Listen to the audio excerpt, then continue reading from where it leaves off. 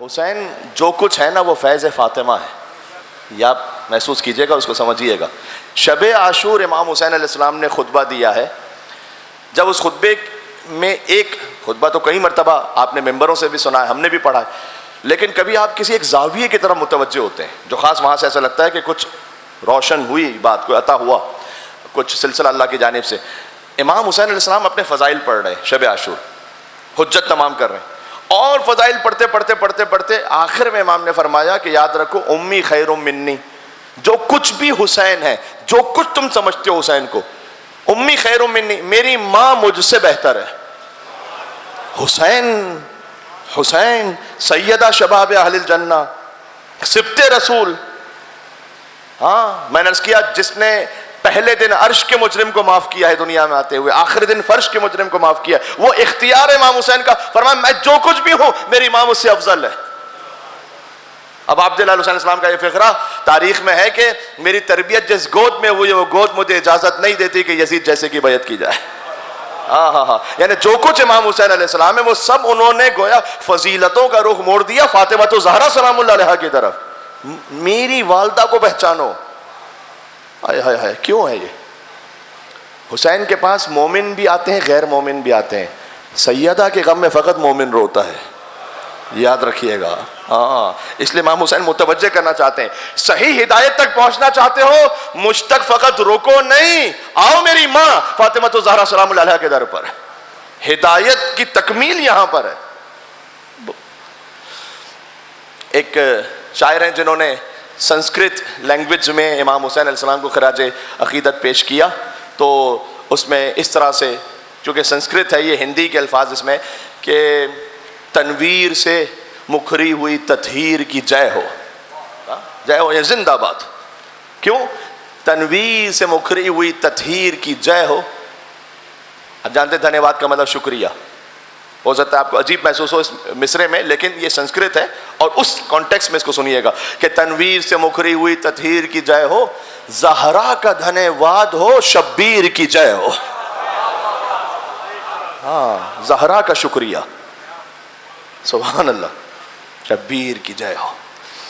کہ کہتے ہیں کہ شبدوں کا ہے شدھ اور پوتر اور سگندھ اور، ہاں شبد کہتے ہیں الفاظ کو، شدھ یعنی اس کا جو سلیقہ ہے، اس کی جو ترتیب ہے، پوتر کہتے ہیں اس میں جو خالص، کہتے ہیں نا بالکل خالص پیور، جس میں کوئی کسی قسم کی نجاست کی ملاوٹ نہ ہو، اور سگندھ کہتے ہیں خوشبو کو، مہکار کو۔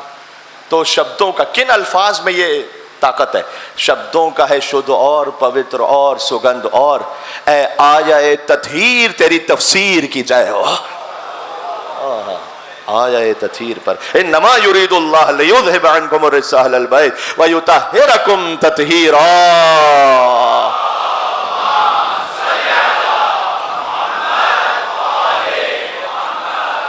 کیوں ہے حسین آج؟ حسین کہتے ہیں کہ ماتا ہے بطول، سنسکرت میں ماتا ہے بطول اور پتا جس کا علی ہو، یہ ہے حسین، ماتا ہے بطول اور پتا جس کا علی ہو، فردوس کے مہاراج کی جاگیر کی جے ہو۔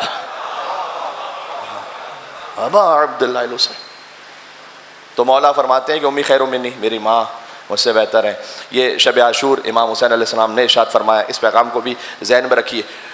میں جو کہہ رہا تھا، جیسے ہی آپ نماز ختم کریں تو بی بی زہرا کی تسبیح پڑھیں گے، سب سے اہم عمل تو یہی ہے۔ پھر کچھ مختصر سورے، ایک یا دو، اور ایک اور دو آیتیں پڑھنے کی خاص تاکید ہے۔ اللہ سبحانہ و تعالیٰ کا خاص حکم ہے اس سلسلے میں جو امام کے ذریعے سے ہم تک پہنچائے، اور اس کی تاثیر کیا وہ میں عرض کرتا ہوں۔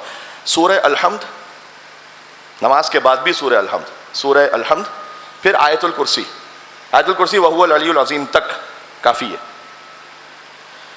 پھر سورہ آل عمران کی آیت نمبر 18، جو آیت شاید آپ کے ذہنوں میں یا کہیں نہ کہیں پس منظر میں موجود ہو، شہد اللہ انہ لا الہ الا ہو والملائکۃ واولو العلم قائما بالقسط لا الہ الا هو العزیز الحکیم، خدا خود گواہی دیتا ہے کہ اس کے سوا کوئی معبود نہیں ہے۔ اور ملائکہ گواہی دیتے ہیں، اور اولو العلم سے مراد انبیاء اور اوصیاء ہیں، مدینۃ العلم رسول اللہ ہیں، باب العلم علی بن ابی طالب ہے۔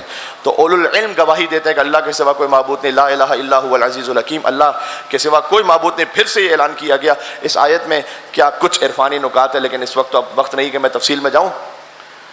اور وہ عزیز ہے اور حکیم ہے، یہ آیت، اور پھر آیت نمبر 26 اور 27 سورہ آل عمران ہی کی، یہ بھی مجھے لگتا ہے کہ آپ کے پس منظر میں کہیں نہ کہیں ہے، قل اللہم مالک الملک تؤتی الملک من تشاء وتنزع الملک ممن تشاء وتعز من تشاء وتذل من تشاء بیدک الخیر انک علی کل شیء قدیر تولج اللیل فی النہار وتولج النہار فی اللیل وتخرج الحی من المیت وتخرج المیت من الحی وترزق من تشاء بغیر حساب۔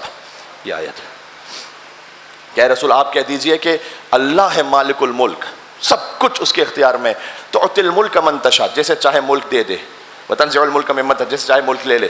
رکیے گا یہاں پر، اللہ جیسے چاہے ملک دے دے، ملک دینا اور پھر اس کے بعد ملک لے لینا، بادشاہت، اقتدار، طاقت، ہر ایک کے پاس کہیں نہ کہیں کوئی نہ کوئی ملک ہے نا، ضروری نہیں کہ وہ ملک کوئی کنٹری ہے، کہیں نہ کہیں کسی کے پاس کوئی اختیار ہے۔ تنزع الملک ممن تشاء، اللہ تعالیٰ نے یہاں پر یہ نہیں کہا تاخذ الملک ممن تشاء، ہم تم سے ملک لے لیتے ہیں، تنزع چھینتے ہیں، یعنی یہ لفظ یہاں پر ہے، یعنی ہم زبردستی لیتے ہیں، تم چھوڑنا نہیں چاہتے، ہم لیتے ہیں پھر بھی، یہ اس کے لیے لفظ استعمال ہوتا ہے کہ جو نہ دینا چاہے پھر بھی لے لیا جائے۔ تنزع، جب اللہ لینا چاہے تو کوئی روک نہیں سکتا۔ وتعز من تشاء، جسے چاہتے ہیں عزت دیتے ہیں، وتذل من تشاء، جسے چاہتے ہیں ذلت دیتے ہیں۔ یہ وہ آیت ہے کہ جو یزید لعنت اللہ علیہ نے بی بی زینب سلام اللہ علیہ کے سامنے پڑھنا چاہیے، ادھوری آیت کہ تعز من تشاء وتذل من تشاء، دیکھو اللہ نے جیسے عزت دی اور جیسے ذلت دی، اور بی بی نے آگے کہا کہ بیدک الخیر بھی تو ہے آگے، کہ اللہ کے ہاتھوں میں خیر ہے۔ وہ کون سے ہاتھ ہے؟ سبحان اللہ سبحان اللہ، بات پہنچ رہی ہے آپ تک؟ ہاں، یہ خیر، دیکھو اللہ کا کوئی ہاتھ نہیں ہے، اللہ کا تو کوئی ہاتھ نہیں، تو ہاتھوں والا اللہ تو ہو نہیں سکتا، اللہ والے ہاتھ ضرور ہیں کچھ۔ بات پہنچ رہی ہے؟ ہاتھوں والا اللہ تو پاسبل نہیں ہے، اللہ والے کچھ ہاتھ ہیں، یعنی کیا؟ جب وہ کچھ انجام دے تو اللہ کہتا ہے جیسے میں نے کیا ہو۔ وَمَا تَشَاءُونَ إِلَّا أَن يَشَاءَ اللَّهُ، یہ چاہتے ہی نہیں اپنی مرضی سے، بس وہ چاہتے ہیں جو خدا چاہتا ہے۔ اللہ تعالیٰ نے سند دی ہے، یہ وہ ہیں بِيَدِكَ الْخَيْرُ إِنَّكَ عَلَىٰ كُلِّ شَيْءٍ قَدِيرٌ تُولِجُ اللَّيْلَ فِي النَّهَارِ وَتُولِجُ النَّهَارَ فِي اللَّيْلِ۔ آیت کا تسلسل ہے، تولج اللیل فی النہار، ہم رات کو دن میں داخل کرتے ہیں اور دن کو رات میں داخل کرتے ہیں۔ یہ کیا ہے؟ سردی اور گرمی، اس وقت گرمی ہے، دن بڑے ہیں راتیں چھوٹی ہیں، ٹھیک؟ جب آہستہ آہستہ سردی آئے گی تو کیا ہوگا؟ دن چھوٹا ہو جائے گا، رات بڑی ہو جائے گی۔ تو اللہ تعالیٰ کہتا ہے کہ جب تم گرمی سے سردی میں جاتے ہو تو دن چھوٹا ہوتا ہے، ہم رات کو دن میں داخل کرتے ہیں، دن چھوٹا ہوتا جاتا ہے، رات لمبی ہوتی جاتی ہے۔ پھر جب سردی سے دوبارہ گرمی میں آتے ہو تو پھر دن رات میں داخل ہونے لگتا ہے کہ رات چھوٹی ہو جاتی ہے اور دن لمبا ہوتا چلا جاتا ہے۔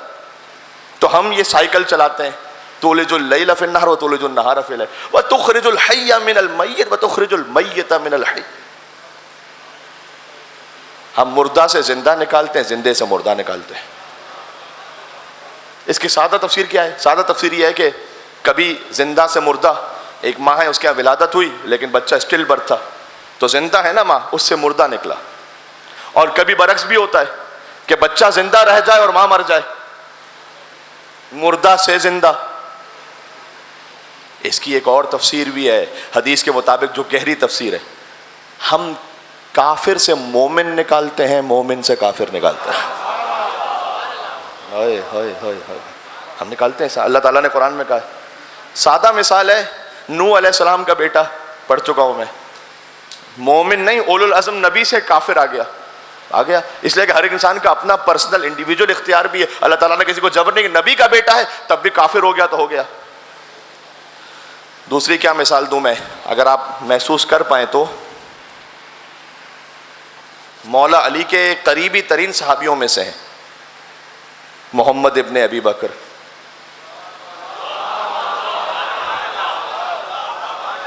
مولا علی علیہ السلام نے کہا میرا بیٹا ہے۔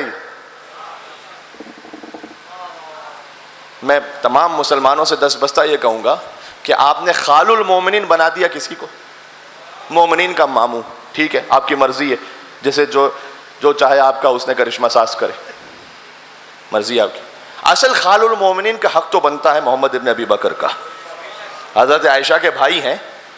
ہاں تو اگر خال المومنین کسی کو بنانا ہی ہے کہ ام المومنین کا جو بھائی تھا وہ مومنین کا تو محمد ابن ابی بکر کا حق ہے.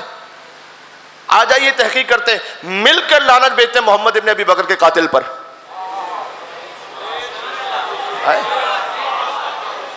ہاں کیا وہ یہ صحابی کے بیٹے نہیں ہیں کیا؟ ان کا قصور فقط یہ ہے کہ انہوں نے جنگ جمل میں علی بن ابی طالب کا ساتھ دیا تھا.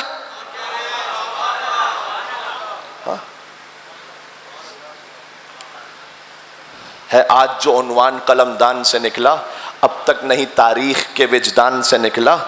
کیا اس کا شرف عالم امکان سے نکلا، ہیرا تھا مگر کوئلے کی کان سے نکلا.